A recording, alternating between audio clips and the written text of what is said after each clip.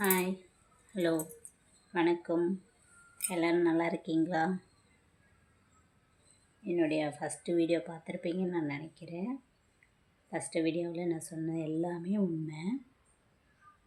இப்போது பார்ட் 2 இன்றைக்கி பார்க்கலாம். அதில் என்னென்ன கஷ்டங்கள் எல்லாவற்றையும் பார்க்கலாம்.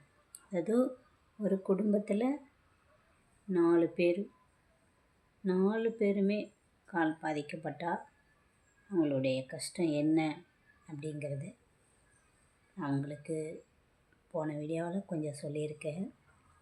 இந்த வீடியோவில் நான் மீதி இருக்கிறத கண்டினியூ பண்ணுறேன். அதாவது எங்கள் அப்பா அடிபட்டு அவருக்கும் கால் முடியாத சூழ்நிலையில் இருந்தார். இது மாதிரி 4 பேர் ஒரே வீட்டில் கால் பாதிக்கப்பட்டு நாங்கள் கஷ்டப்பட்டுருவோன்னா எந்த ஒரு யாருடைய உதவியும் இல்லை. எங்கள் அம்மா மட்டும்தான் சம்பாதிக்கிறாங்கன்னா காட்டு வேலைக்கு போய், அதாவது ஒரு கட்டே 80 கிலோ 90 கிலோ இருக்குன்னா ஒரு பொம்பளை எப்படி தூக்குவாங்க பாருங்கள். அதை நினச்சா ரொம்ப கஷ்டமாக இருக்குது. இருந்தாலும் அதையெல்லாம் எங்களுக்காக தாங்கிட்டு அவங்க செய்கிறாங்க. என்னென்னா எங்கள் அம்மா எப்படி இதெல்லாம் மேனேஜ் பண்ணாங்க அப்படின்னு பார்க்குறீங்களா? நாங்கள் 3 பேர் தான் அப்போ முடியாது. இருந்தாலும் இப்போ ஒரு குளிர் காலத்தில் குளிக்கணுன்னாக்க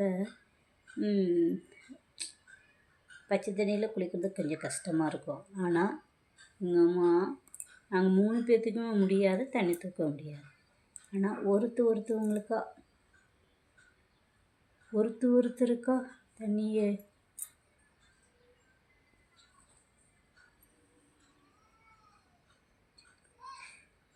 ஒருத்தருக்கு ஃபஸ்ட்டு தண்ணி சுட வச்சு கொண்டு போய் பாத்ரூமில் ஊற்றி விடுவாங்க. அவங்க குளித்து வெளியே வந்த பிறகு திரும்ப அடுத்தவங்களுக்கு அது மாதிரி 3 பேர்த்துக்கும் கண்டினியூஸாக அப்படி செய்வாங்க. இது மாதிரி ஒவ்வொரு நாளுமே நடக்கும். எங்கள் அம்மாவுடைய மனசு பாருங்கள். பெத்த பிள்ளைக்கு தான் இப்படி செய்யணுன்னா பெத்த பிள்ளை கட்டிக்கிட்டு அந்த மருமகனுக்கும் அவங்களுக்கு செய்யக்கூடிய ஒரு இது வந்திருக்கு. இருந்தாலும் எங்கள் அம்மா அதை ஒரு பெருசாக எடுத்துக்கல. ஆனால் ஹெல்ப் பண்ணாங்க. எங்கள் 3 பேர்த்தையும் நல்லா பார்த்துக்கிட்டாங்க. இப்போ இன்றைக்கி என்ன பார்க்குறோன்னா, என்னுடைய சின்ன வயசில் நான் எப்படி படித்தேன் அப்படிங்கிறது தான். எல்லோரும் இப்போலாம் 2 வயசு ஆகும்போதே என்ன பண்ணுறாங்க, போய் அட்மிஷன் பண்ணிடுறாங்க. அதாவது அட்மிஷனுன்னா டோக்கனாக புக் பண்ணிடுறாங்க. இந்த ஸ்கூலில் தான் படிக்கணும் அப்படின்ட்டு அட்வான்ஸ் பண்ணி வச்சிடுறாங்க. ஆனால் நான் படிக்கவே முடியாது அப்படின்னு நான் நினச்சிட்டேன். எனக்கு ஆனால் படிக்கணும்னு ஆசை. எனக்கு வயசு எத்தனை ஆச்சு? 7 8 வயசு ஆயிடுச்சு. அதுக்கப்புறம் தான் என்னை போய் பால்வாடியில் இருந்தவளை கூப்பிட்டு, அது வரைக்கும் ஆனால் நான் பால்வாடி போயிட்டுருந்தேன். ஈவினிங் டயத்தில் தான் கிராமத்தில் பால்வாடிக்கு போயிட்டுருந்தேன். அப்போது அங்கே கூப்பிட்டு போய் விட்டுடுவாங்க. பாட்டியை தான் கூப்பிட்டு போய் விடுவாங்க. அப்புறம் திரும்ப ஸ்கூல் எங்களுக்கு 1 மைல் தூரம் நடக்க முடியாது. எப்படி போகிறது? டெய்லியும் போக முடியாது. அப்படி இருக்கிற பட்சத்தில் அதனால் எங்களை கொண்டு போய் ஸ்கூலில் சேர்த்துட்டாங்க. 8 வயசில் சேர்த்தாங்க. 8 வயசில் சேர்த்து அப்போது நான் படிச்சிட்ருக்கும்போது என்னால் அவ்வளோக்கா நடந்து போயிட்டு வர முடியாது. அப்படி இருக்கிறபோது என்னென்னா அங்கே என்னுடைய ஃப்ரெண்ட்ஸுங்க அந்த பிள்ளைங்க என்ன பண்ணுங்க, அப்படியே இந்த சைடு ஒரு தோழியும் இந்த சைடு ஒரு தோழியும் கழுத்து கொடுத்து அப்படி தான் என்னைய அப்படியே நடக்க வச்சு கூப்பிட்டு வருவாங்க. அப்புறம் ரொம்ப அப்படியே காலெல்லாம் சுடும். மண் தரன்ற அந்த செப்பல் போட முடியாது. காலெல்லாம் பயங்கரமாக சுடும். ஆனால் சரி படித்து ஆகணுமே, என்ன பண்ணுறது நமக்கு வந்து நம்ம இப்படி இருக்கிறோம், நமக்கு படிப்பு தான் கை கொடுக்கும் அப்படின்னு தான் உடனே நான் யார் ஹெல்ப்பையாவது எதிர்பார்த்து கண்டிப்பாக போய் படிக்கணும் அப்படிங்கிறது தான் என்னுடைய வாஞ்சை. அப்போ இந்த பொண்ணுங்களாம் என்னை கூப்பிட்டு போய் விடுங்க, திரும்ப ஈவினிங் வரும்போது கூப்பிட்டு வந்து விடுங்க வீட்டுக்கு. வீட்டிலனா எல்லோரும் பொதுவாக ஒரு இடத்துல பிரிவோம். அந்த இடத்துல எல்லாருக்கும் காது குத்துங்கிறது வந்து ஒரு 3 வயசு 2 வயசு இல்லைன்னா 5 வயசுலேயே முடிஞ்சிடும். ஆனால் எனக்கு எப்படின்னா 11 வயசு. ஏன்னா எங்களுடைய கஷ்டம் அப்படி, வீட்டு கஷ்டம் அப்படி. அப்பா வந்து நாங்கள் சின்ன வயசில் இருக்கும்போதெல்லாம் ஒரு சூதாட்டக்காரர்னா நல்லா சீட்டாடுவார். அந்த டயத்துலலாம் நல்லா அதாவது சம்பாதிக்கிறது நேராக சீட்டுக்கு கொண்டு போகிறது, சம்பாதிக்கிறது நேராக சீட்டு கடைக்கு கொண்டு போகிறது. ஆனால் எங்கள் அம்மா வந்து ஒரு இருட்டு ஆகிற வரையும், இப்போ இருட்டுலேயும் வேலை செய்கிறாங்க, இருந்தாலும் இருட்டு ஆகிற வரையும் வேலை செய்வாங்க. அப்படி வேலை செஞ்சு எங்களையெல்லாம் காப்பாற்றினாங்க. அப்படி இருக்கும்போது இப்போ நான் ஒரு 5வது வரையும் தான் அந்த ஸ்கூலில் படிக்க முடிஞ்சுது.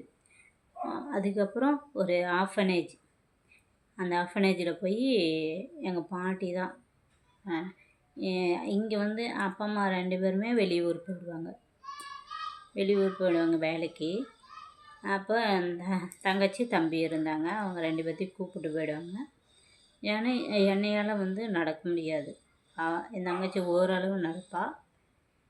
தம்பி அப்போ வந்து சின்ன பையன், அப்போலாம் அவனுக்கு எதுவும் ஆகலை. அப்போ 2 பேர்த்தையும் அழைச்சிக்கிட்டே போயிடுவாங்க.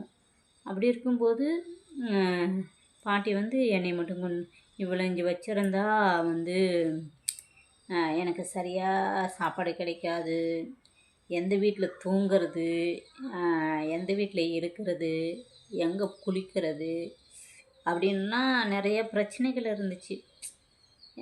அப்போ வந்து பெரியம்மா இருந்தாங்க, அவங்க என்னை பார்த்துக்குவாங்க. இருந்தாலும் பாட்டி என்ன பண்ணாங்க, கொண்டு போய் ஹாஸ்டலில் சேர்த்துட்டாங்க. அப்போது சேர்த்தோடனே ஹாஸ்டலில் சேர்க்கணும், அப்பா அம்மாவால் தான் வர முடியாதே, கஷ்டம், வந்து என்னை பார்க்கவே மாட்டாங்க.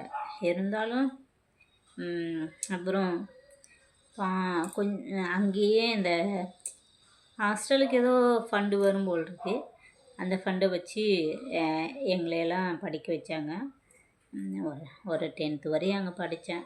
அங்கேயும் நிறைய கஷ்டங்கள், அதாவது ஃபைனான்ஸு தான், வேறு ஒன்றும் இல்லை.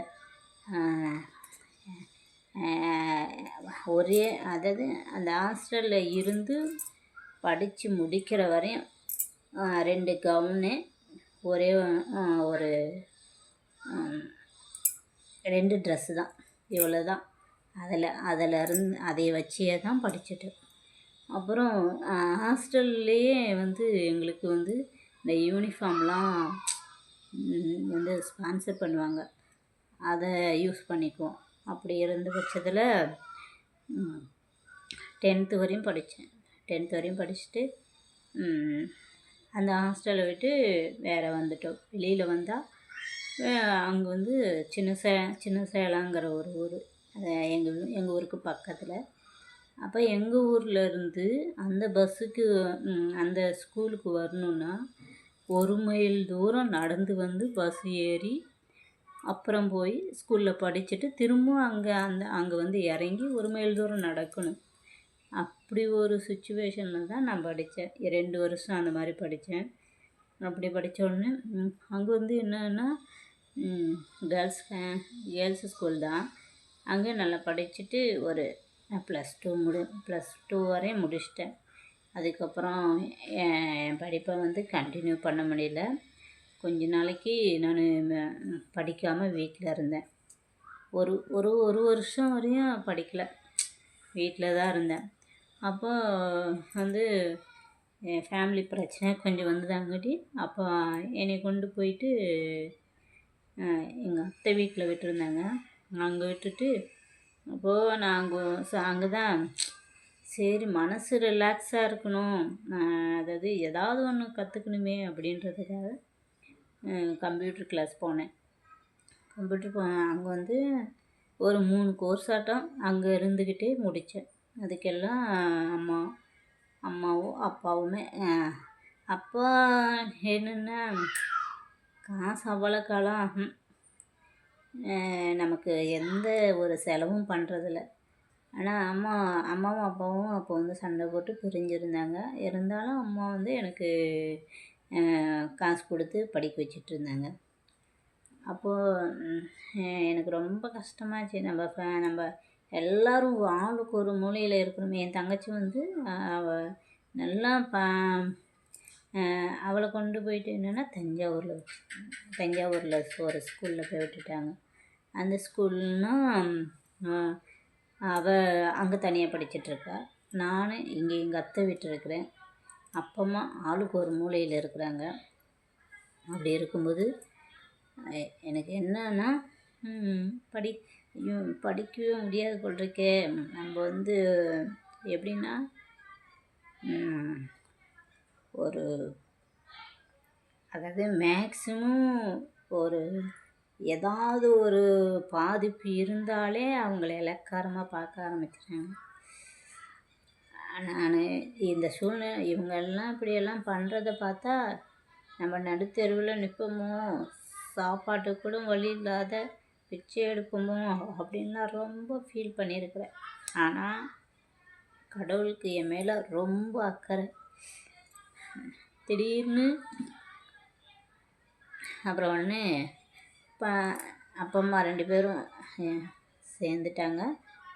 எப்படின்னா எங்கள் அத்தை வீட்டுக்காரர் போய் அவங்கள சமாதானப்படுத்திட்டு அவங்கள கொண்டு வந்து ஒன்று சேர்த்துட்டு எங்கள் ஊரில், அதாவது அவங்க ஊர்லேயே தனியாக ஒரு வீடு பார்த்து அங்கே வச்சுருந்தாங்க. இது வரைக்குமே நாங்கள் இவ்வளோ பெருசாக ஆகிட்டோம். எங்கள் சித்தப்பா பெரியப்பா எல்லாத்துக்குமே, சித்தப்பா பெரியப்பா அத்தை வீடு எல்லாத்துக்குமே சொந்தமாக வீடு இருக்குது. ஆனால் எங்களுக்கு மட்டும் அந்த சொந்தமாக வீடுன்றது ஏன்னா எங்கள் வீட்டில் வந்து எங்கள் பையன் யாராவது இருந்தால் கண்டிப்பாக வந்து அதை எடுத்து செஞ்சுருப்பா. அப்பாவை கண்ட்ரோல் பண்ணி ஒரு நல்ல ஒரு சுச்சுவேஷனில் கொண்டு வந்து வீடு இந்த மாதிரி நாங்களும் நல்லா இருந்திருப்போம். ஆனால் எங்களை எங்கள் பெரியப்பா வீடோ சித்தப்பா எதுவுமே கண்டுக்க மாட்டாங்க. இருந்தாலும் அப்புறம் என் அம்மா வந்து ரொம்ப கஷ்டப்பட்டு திரும்ப அங்கேருந்து என்னை டீச்சர் ட்ரைனிங் படிக்க வச்சாங்க. டீச்சர் ட்ரைனிங் படிக்க வச்ச உடனே வணக்கம். இதுவரையும் என்னுடைய எல்லாவற்றையும் கேட்டதுக்கு நன்றி. மீண்டும் அடுத்த வாரம் தொடரும். தேங்க்யூ.